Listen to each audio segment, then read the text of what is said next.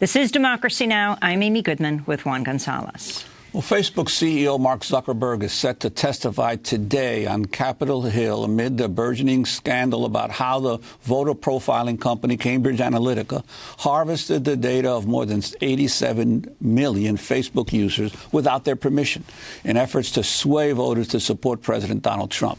In his prepared testimony for today, Zuckerberg says, quote, "We didn't take a broad enough view of our responsibility, and that was a big mistake. It was my mistake, and I'm sorry. I started Facebook, I run it, and I'm responsible for what happens here." This is Zuckerberg speaking on CNN last month. This was a major breach of trust, and I'm really sorry that this happened. We have a basic responsibility to protect people's data, and if we can't do that, then we don't deserve to have the opportunity to serve people. So our responsibility now is to make sure that this doesn't happen again. The company has also unveiled new privacy tools ahead of Zuckerberg's testimony today. For more, we go to Los Angeles, California, where we're joined by David Dayen, a contributor to The Intercept and columnist for The New Republic. His recent piece include ban targeted advertising, and the U.S. government is finally scrambling to regulate Facebook. David's also the author of the award-winning book Chain of Title, How Three Ordinary Americans Uncovered Wall Street's Great Foreclosure Fraud. So, David, talk about the significance of, you've read he's pre-released his statement, Mark Zuckerberg. What has happened at Facebook and what needs to be done? Well, it's very significant that Mark Zuckerberg is appearing before Congress today. This is the first time that he's done so, and Congress has really not kept up with the revolution happening online and as far as social media and these companies are concerned.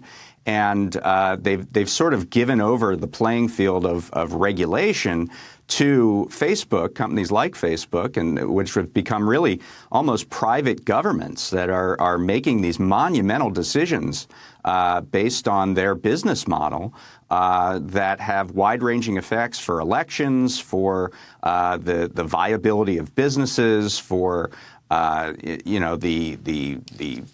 mass problems that we see in places like Burma and the Philippines. It's really consequential. And so what we see today is really Congress trying to sort of catch up to where they should be and should have been for a long time, seeing that these companies are incredibly powerful, incredibly large, and require a democratic impulse to step in and make some changes. Well, David, you heard Zuckerberg talk about how this is a mistake, a terrible mistake. But the reality is this is the model. This is the way that Facebook makes money, being able to monetize the activity of the people on their network. This whole issue of the failure of congressional leaders to adequately regulate the development of the Internet the way they did television, the way they did other forms of communication technology, the telephone, and basically the privatization of the most important means of communication that we have in the world today. What was the responsibility of Congress that should have been earlier on tackling this problem? Right. Congress absolutely should have stepped in much sooner than now when we've already seen this problem. Obviously, as you mentioned, Facebook and Google and other social media sites make money off of exploiting the data of their users. Their users aren't really the customers; they are the product, as it's often said. And, this has implications for privacy laws. It has implications for anti-discrimination laws. It obviously has implications for our elections.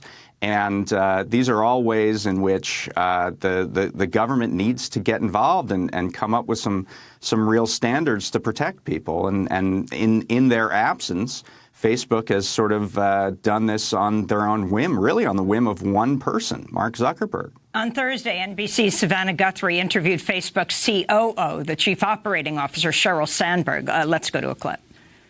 Could you come up with a tool that said, I do not want Facebook to use my personal profile data to target me for advertising? Could you have an opt-out button? Please don't use my profile data for advertising. we have different forms of opt-out. We don't have an opt-out at the highest level. That would be a paid product. David Dayen, respond to this and talk about how what happened with Cambridge Analytica harvesting and now they're telling us 87 million Facebook users could have been prevented. Well, absolutely. And talk about her saying this would be a paid product. Yeah, Sheryl Sandberg says that you would only have to be able to pay if you're opting out completely of advertising. This is seemingly ridiculous. Facebook has 2 billion members of an audience. If a television station or a radio station had that kind of massive audience, I think they'd figure out a way to make money with advertising without harvesting the data of every single person.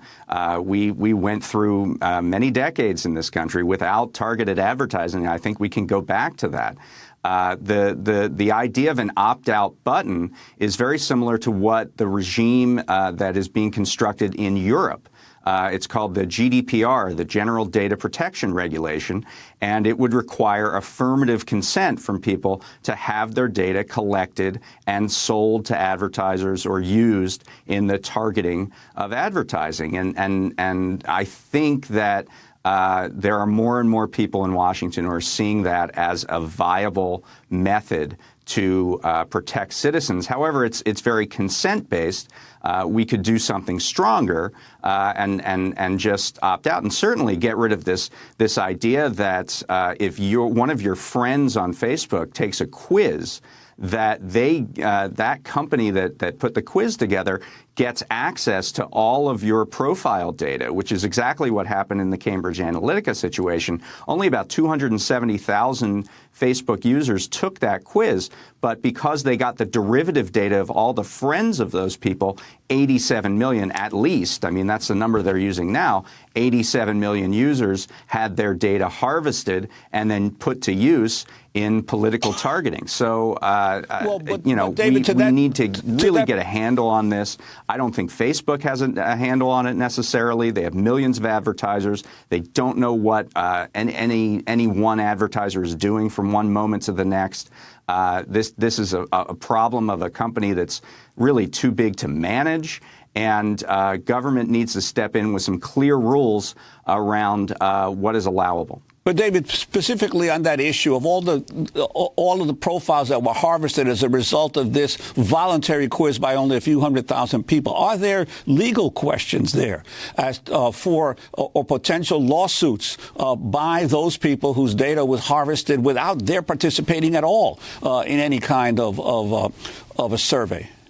Well, lawsuits have already been filed. I think there are 8 consumer lawsuits, class action lawsuits.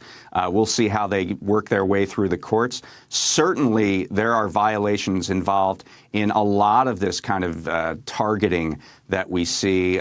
There's a lawsuit right now being put forward by housing advocates showing that advertisers used Facebook tools to create housing and employment advertisements that necessarily avoided African Americans and Hispanics from seeing the ads, and that seemingly violates fair housing, fair employment laws.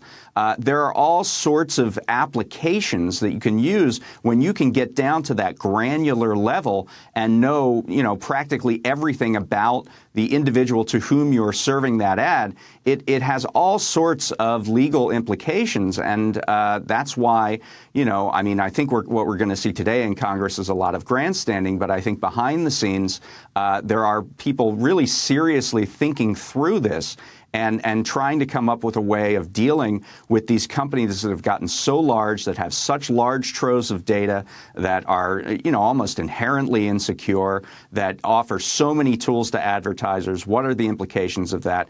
And it's a place government needs to be involved. Otherwise, we have regulation by Facebook, a private government that is only really concerned with their own financial interests. Should Facebook be nationalized? That's something that has been brought up by commentators. I think it's an interesting way to go about it, to think about it, to regulate it as a public utility. There are ideas of things like interoperability, where you would be able to take your sort of social media graph to any competing site. This is what was done with AOL Instant Messenger way back in the turn of the century, and it enabled text messaging to sort of migrate away from this one site. Right now we have the situation where Facebook owns Instagram.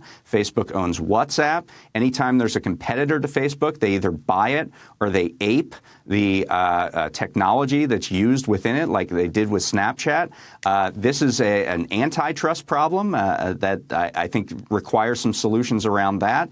And also, I think there needs to be very broad privacy regulations that understand, that individuals that come to a site do not consent, or they do not have the expectation that everything that they've ever written, everything that they've ever put on that site is going to be used in targeting them. Well, this is the kinds of things we can do. David Day, I want to thank you very much for being with us. Contributor to The Intercept, columnist for The New Republic. Most recent piece will link to ban targeted advertising. And we'll bring you excerpts of Zuckerberg's testimony tomorrow in Congress and commentary. This is Democracy Now!, democracynow.org, The War and Peace Report. I'm Amy Goodman with Juan Gonzalez.